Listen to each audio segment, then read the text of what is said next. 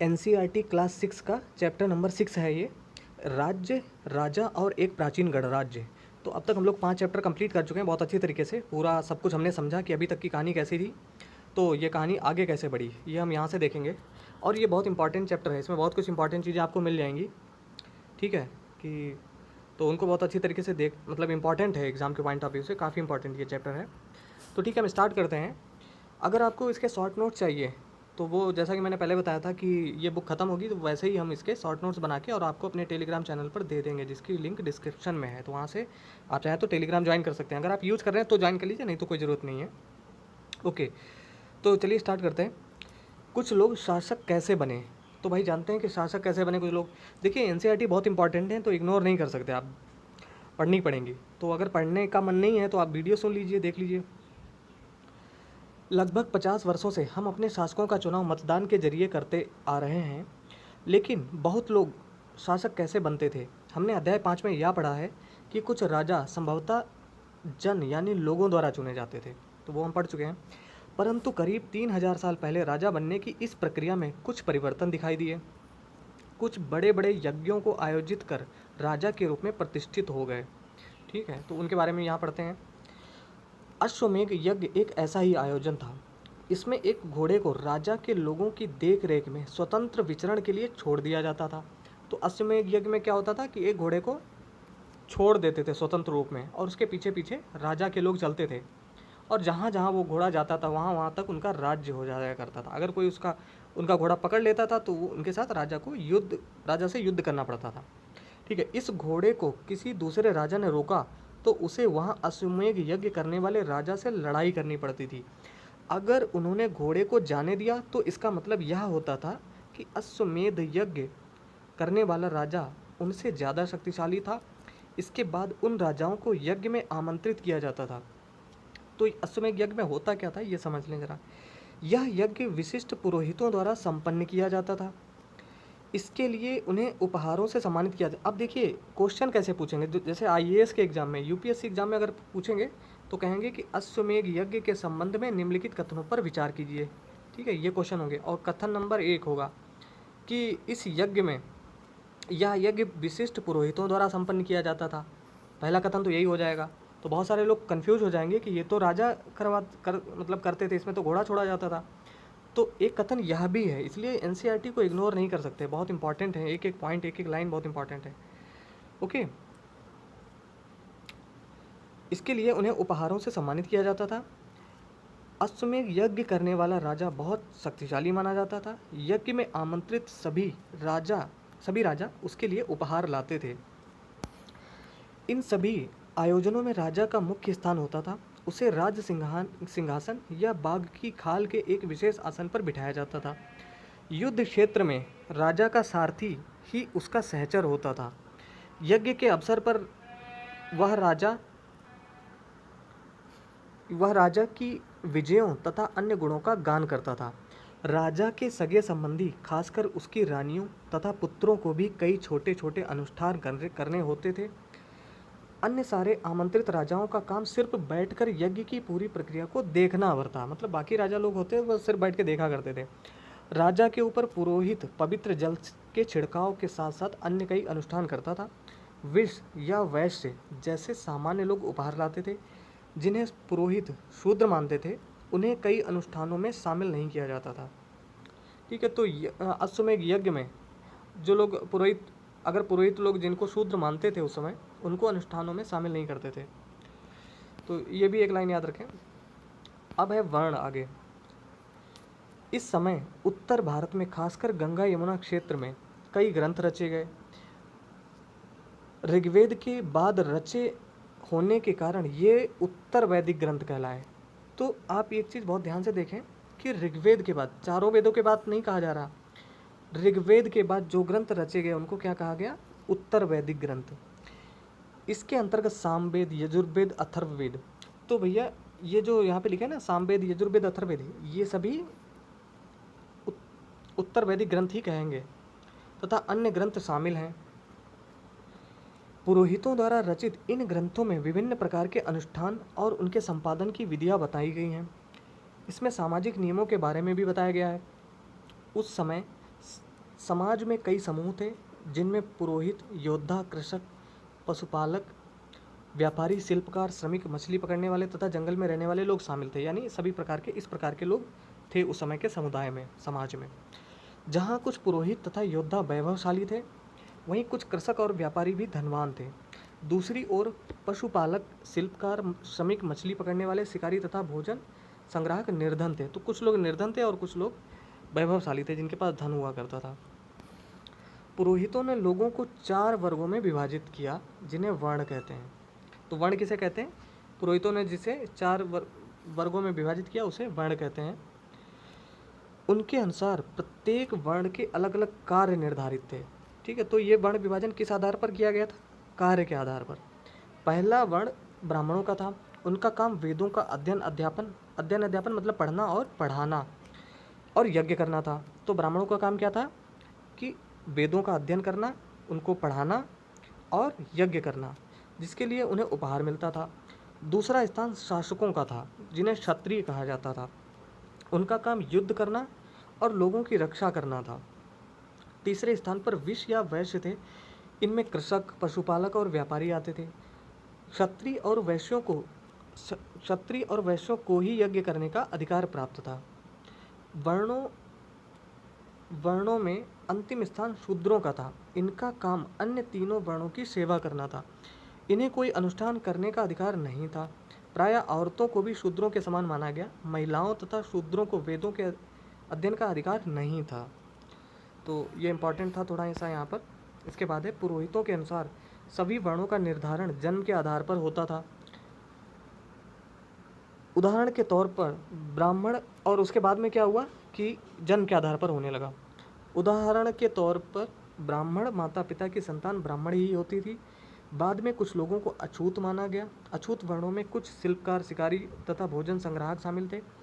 साथ ही इनमें वे लोग भी आते थे जो शवों को दफनाने या जलाने का काम करते थे। इन लोगों से संपर्क अपवित्र माना जाता था। कई लोगों ने ब्राह्मणों द्वारा बनाई हुई इस वर्ण व्यवस्था को स्वीकार नहीं किया। कुछ राजा स्वयं को पुरोहितों से श्रेष्ठ मानते थे। कुछ लोग जन्म के आधार पर वर्ण निर्धारण सही नहीं मानते थे। इसके अतिरिक्त कुछ लोग व्यवसाय के आधार पर लोगों के बीच भेदभाव उचित नहीं समझते थे, जबकि कुछ लोग चाहते थे कि अनुष्ठान संपन्न करने का अधिकार सबका हो। कई लोगों ने छुआछूत की आलोचना की। इस उपमहाद्वीप के यानी भारतीय उपमहाद्वीप के पूर्वोत्तर क्षेत्र जैसे कई इलाकों में सामाजिक आर्थिक असमानता बहुत कम थी। यहाँ पुरोहितों का प्रभाव भी बहुत सीमित था। तो उत्तर पूर्वी क्षेत्रों में वहाँ पर मतलब समानता थी, ज़्यादातर असमानता कम थी और पुरोहितों का प्रभाव भी बहुत कम था।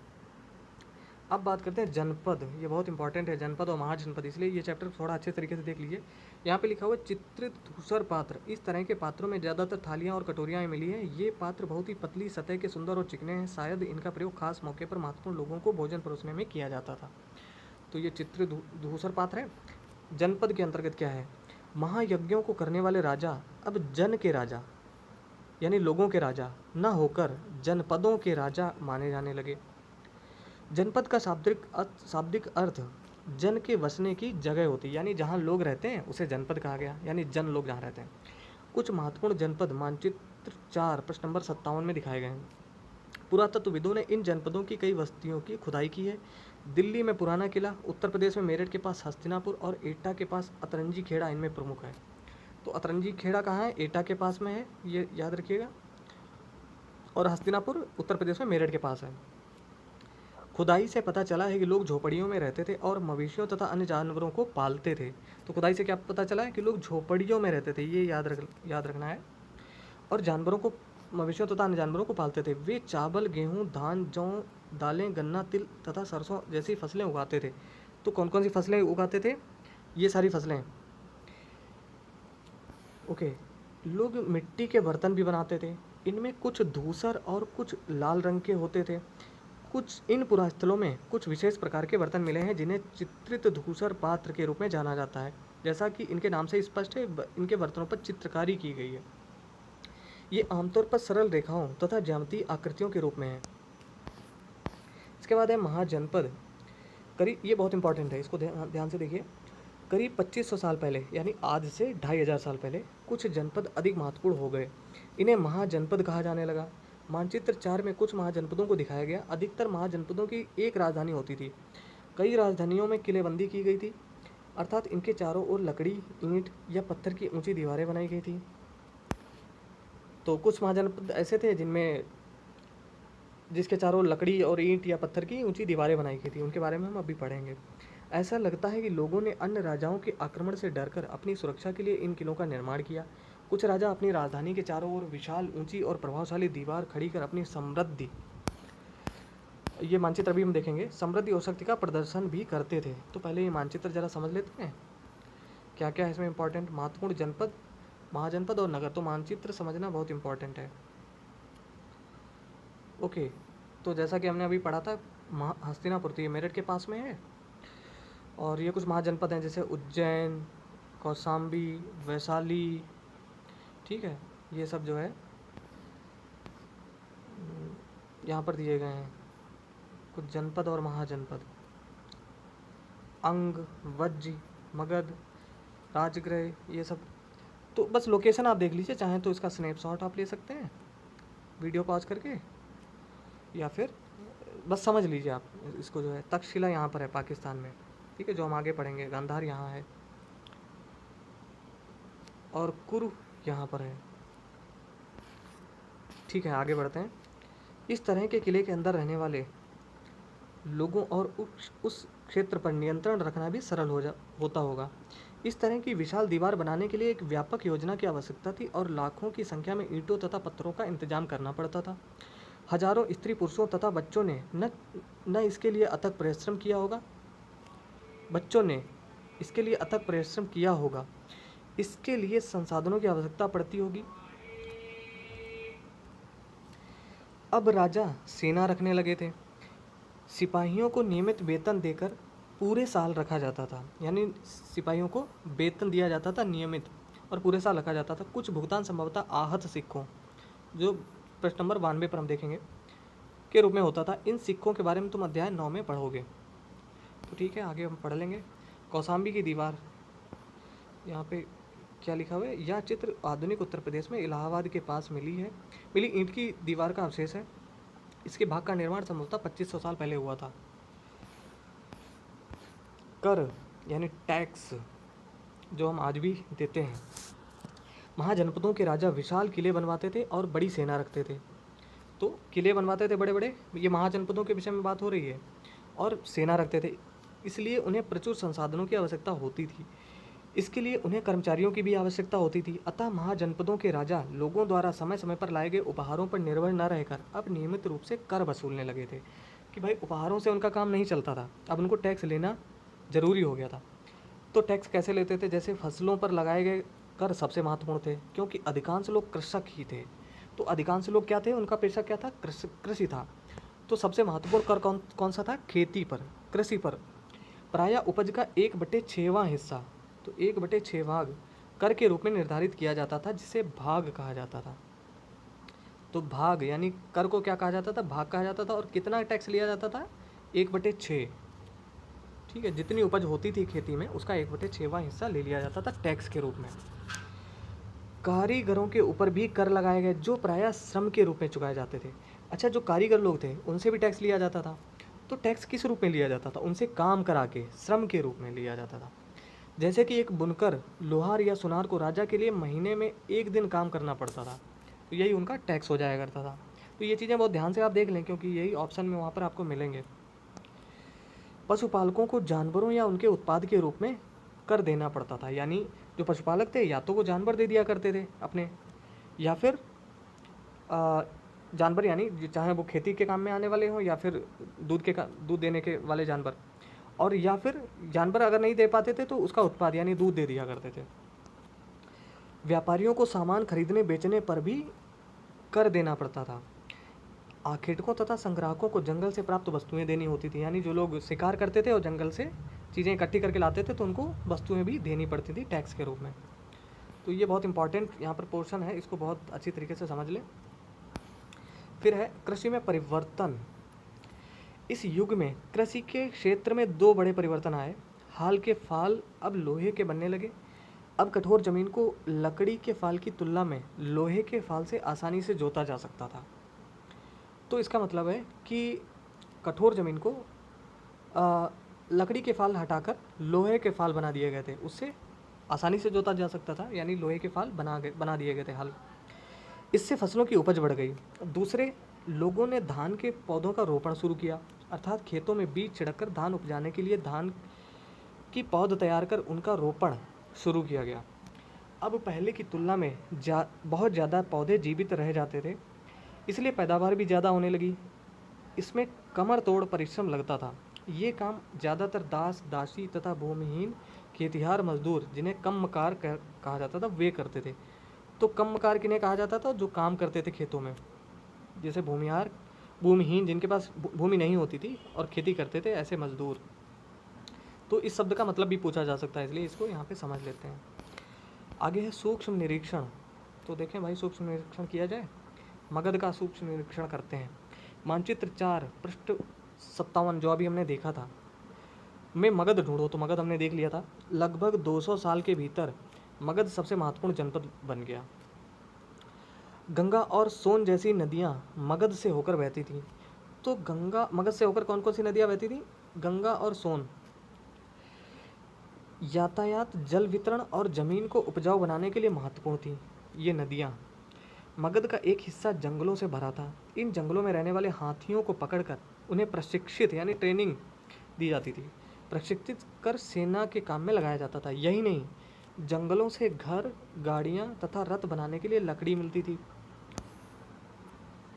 इसके अलावा कुछ क्षेत्र में लौह अयस्क भी की खदानें हैं। मजबूत औजार और हथियार बनाने के लिए ये बहुत उपयोगी थे।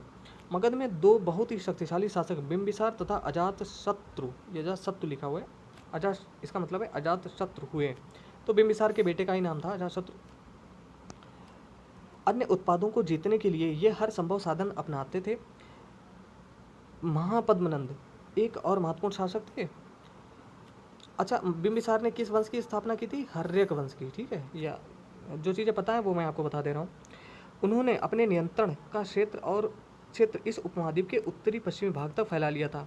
बिहार में राजगृह, जो वर्तमान में राजगीर है, आधुनिक राजगीर, कई सालों तक मगध की राजधानी बनी रही। यानी बिहार की पहली राजधानी कौन थी? राजगृह थी, जो इस समय राजगीर है, वर्तमान समय में राजगीर। इस समय तो बिहार की राजधानी पटना है फिलहाल, लेकिन उस समय राजगृह था, जो वर्तमान में राजगीर शहर है, राजगीर है। बाद में पाटलिपुत्र यानी आज का पटना राजधानी बनाया गया। 2300 साल पहले से भी पहले की बात है। मैसेडोनिया या मकदूनिया कह सकते हैं का राजा सिकंदर विश्व विजय करना चाहता था। पूरी तरह सफल न होने पर भी वह मिस्र और पश्चिमी एशिया के कुछ राज्यों को जीतता हुआ भारतीय उपमहाद्वीप में व्यास नदी के किनारे तक पहुंच गया। तो भैया व्यास नदी के किनारे सिकंदर आ गया था। जब उसने मगध की ओर कूच करना चाहा तो उसके सिपाहियों ने इनकार कर दिया, मना कर दिया। वे इस बात से भयभीत थे कि भारत के शासकों के पास पैदल, रथ और हाथियों की बहुत बड़ी सेना थी। तो क्यों भयभीत हो गए? तो इसका कारण यहाँ पर है। उसके बाद है वज्जी। ठीक है। अच्छा, यहाँ पे गण का मतलब क्या होता है? गण शब्द का प्रयोग कई सदस्यों वाले समूह के लिए किया जाता था, यानी जिस समूह में बहुत सारे सदस्य हों उसका मतलब गण। और संघ अर्थात संगठन या सभा, तो संघ का मतलब ये हो गया। वज्ज के बारे में थोड़ा सा जानते हैं। जैसा कि तुमने ऊपर पढ़ा, मगध एक शक्तिशाली राज्य बन गया था। उसके नज़दीक ही वज्ज राज्य था, जिसकी राजधानी वैशाली है। तो वज्ज की राजधानी कौन सी थी? वैशाली, बिहार, जो कि बिहार में है, थी। यहाँ एक अलग किस्म की शासन व्यवस्था थी जिसे गण या संघ कहते थे। तो वज्ज क्या था? एक गण या संघ कह सकते हैं, एक गणराज्य या संघ। गण या संघ में कई शासक होते थे। कभी कभी लोग एक साथ शासन करते थे, जिनमें से प्रत्येक व्यक्ति राजा कहलाता था। वे सभी राजा विभिन्न अनुष्ठानों को एक साथ संपन्न करते थे। सभाओं में बैठकर ये बातचीत, बहस और वाद विवाद के जरिए तय करते थे कि क्या करना है और किस तरह करना है। शत्रुओं के आक्रमण से निपटने के लिए वे मिलकर चर्चाएं करते थे। स्त्रियां, दास तथा कम्मकार इन सभाओं में हिस्सा नहीं ले सकते थे। तो कौन कौन इन सभाओं में हिस्सा नहीं ले सकता था? एक तो स्त्रियां, दास और कम्मकार इन सभा में इस तरह हिस्सा नहीं ले सकते थे। बुद्ध तथा महावीर, जिनके बारे में अध्याय 7 में पढ़ेंगे, दोनों ही गण या अध्याय 7 यानी अगले अध्याय में पढ़ेंगे, तो अगला अध्याय भी बहुत इंपॉर्टेंट है। दोनों ही गण या संघ से संबंधित थे, मतलब बुद्ध और महावीर दोनों ही गण या संघ से संबंधित थे। बौद्ध साहित्य में संघ के जीवन का बहुत ही सजीव वर्णन मिलता है। वज्र वज्र संघ का यह वर्णन दीर्घ निकाय यहाँ लिखा है, जिसका मतलब है दीर्घ निकाय से लिया गया है। दीर्घ निकाय एक प्रसिद्ध बौद्ध ग्रंथ है। तो ये भी एग्जाम में पूछा जा सकता है कि दीर्घ निकाय कौन सा ग्रंथ है, मतलब किस धर्म से संबंधित है, तो बौद्ध धर्म से, जिसमें बुद्ध के कई व्याख्यान दिए गए हैं। इन्हें करीब 2300 साल पहले लिखा गया था। अब है अजातशत्रु यानी अजातशत्रु और वज्र संघ। अजातशत्रु वज्र संघ पर आक्रमण करना चाहते थे। उन्होंने अपने मंत्री वत्सकार को बुद्ध के पास सलाह के लिए भेजा। बुद्ध ने उनसे पूछा कि क्या वज्र सभाएं नियमित रूप से होती हैं तथा उनमें सभी सदस्य उपस्थित होते हैं। जब उन्हें पता चला कि ऐसा होता है, उन्होंने कहा कि वज्रवासी तब तक उन्नति करते रहेंगे जब तक वे पूर्ण और नियमित सभाएं करते रहेंगे, आपस में मिलजुल कर काम करते रहेंगे, पारंपरिक नियमों का पालन करते रहेंगे और बड़ों का सम्मान समर्थन और उनकी बातों पर ध्यान देते रहेंगे। वज्र तथा महिलाओं के साथ जोर जबरदस्ती नहीं करेंगे और उन्हें बंधक नहीं बनाएंगे। शहरों तथा गांव में चैत्यों का रखरखाव करेंगे।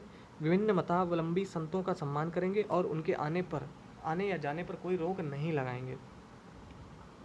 ओके, इसके बाद कई शक्तिशाली राजा इन संघों को जीतना चाहते थे। इसके बावजूद उनका राज्य अब से लगभग 1500 साल पहले तक चलता रहा। इसके बाद गुप्त शासकों ने गण और संघ पर विजय प्राप्त कर उन्हें अपने राज्य में शामिल कर लिया। ठीक है, जो अध्याय 11 में पढ़ेंगे। अब इसके बाद अन्यत्र, यानी ये तो ऊपर तो अभी हमने अपने देश के बारे में पढ़ा, अब दूसरे देश में क्या है तो ये भी छोटा सा ये देख लेते हैं। अपने एटलस में यूनान और एथेंस को ढूंढो। लगभग 2500 साल पहले एथेंस के लोगों ने एक शासन व्यवस्था की स्थापना की जिसे प्रजातंत्र या गणतंत्र कहते हैं। तो वहाँ पे कौन सी शासन की व्यवस्था हुई थी, प्रजातंत्र या गणतंत्र। यह व्यवस्था लगभग 200 सालों तक चली। इसमें 30 साल के ऊपर के सभी पुरुषों को पूर्ण नागरिकता प्राप्त थी जो दास नहीं थे। वहाँ एक सभा थी जो महत्वपूर्ण विषयों पर निर्णय लेने के लिए साल भर में कम से कम 40 बार बुलाई जाती थी। इस सभा में सभी नागरिक भाग ले सकते थे। मतलब यहाँ पर इसमें अन्यत्र में ये बताया जा रहा है कि भाई जैसे हमारे यहाँ एक गण या संघ था, वैसे ही अन्य कहीं भी था दुनिया में, यानी यूनान या और एथेंस में। इस सभा में सभी नागरिक भाग ले सकते थे। शासन के कई पदों पर नियुक्तियाँ लाटरियों द्वारा की जाती थी। सभी नागरिकों को सेना और नौसेना में अपनी सेवाएं देनी होती थी, यानी सभी लोगों को सेना में भर्ती होना पड़ता था। औरतों को नागरिक का दर्जा नहीं मिलता था। तो ये बहुत इंपॉर्टेंट यहाँ पर फैक्ट है कि अगर विश्व इतिहास के बारे में पूछा जाए तो यूनान में व्यवस्था थी हालांकि गणतंत्री, लेकिन वहाँ पर भी ऐसा था कि औरतों को नागरिक का दर्जा नहीं दिया जाता था। उस समय व्यापारियों और शिल्पकारों के रूप में एथेंस में रहने वाले काम करने वाले बहुत से विदेशियों को भी नागरिक अधिकार नहीं मिले थे। एथेंस में खादानों, खेतों, घरों और कार्यशालाओं में काम कर रहे दासों को भी नागरिक अधिकार नहीं मिलते। तो किनको किनको अधिकार मिले थे, किनको नहीं, ये भी इसमें हमने देख लिया। अब इसमें कुछ जो है उपयोगी शब्द जो हमने आज देख लिए, जिनके मतलब हम लोगों ने अच्छी तरीके से समझ लिए। सही गलत बताओ। अश्वमेध के घोड़े को अपने राज्यों से गुजरने की छूट देने वाले राजाओं को यज्ञ में आमंत्रित किया जाता था। हाँ, आमंत्रित किया जाता था। राजा के ऊपर सारथी पवित्र जल का छिड़काव करता था। पवित्र जल का छिड़काव तो पुरोहित करते थे। पुरातत्वविदों को जनपदों की बस्तियों में महल। ओके, तो ये सब हम लोगों ने देखा आखिर तक। हाँ, ये कुछ तिथियां हैं, इनको देख लेते हैं। ये महाजनपद के राजाओं ने किले क्यों बनवाए? दूसरे राजा के आक्रमण के लिए और अपने वैभव को दिखाने के लिए। ओके, तिथियां देख। नए शासक कब हुए? आज से लगभग 3000 साल पहले। महाजनपद लगभग 3000 साल पहले। सिकंदर का आक्रमण। दीर्घ निकाय का लेखन ये कब हुआ? लगभग 2300 साल पहले। और गण या संघ राज्यों का अंत कब हुआ? आज से लगभग 1500 साल पहले इनका अंत हो गया था। तो दोस्तों ये 6ठा चैप्टर था और जल्द ही 7वां चैप्टर आपको मिल जाएगा। ये चैप्टर कैसा लगा आपको, ये आप हमें कमेंट में ज़रूर बताएं, ठीक है। और इसको शेयर करें, जो लोग प्रिपरेशन कर रहे हैं या जिनकी भी आपको लगता है जिससे इनको हेल्प मिल सकती है, उन लोगों तक पहुँचाएँ। जिन लोगों के पास NCERTs नहीं है वो ये वीडियोज़ देख सकते हैं, उनके बहुत काम का है। चीज़ें देखने, सुनने और पढ़ने से एक साथ अगर चीज़ें हो रही होती हैं तो ज़्यादा अच्छी तरीके से याद रहती हैं, ठीक है। तो उम्मीद है दोस्तों इससे आपको बहुत हेल्प मिली होगी। तो जल्दी मिलते हैं हम अपने दूसरे चैप्टर दूसरे वीडियो में। तब तक के लिए नमस्कार, जय हिंद।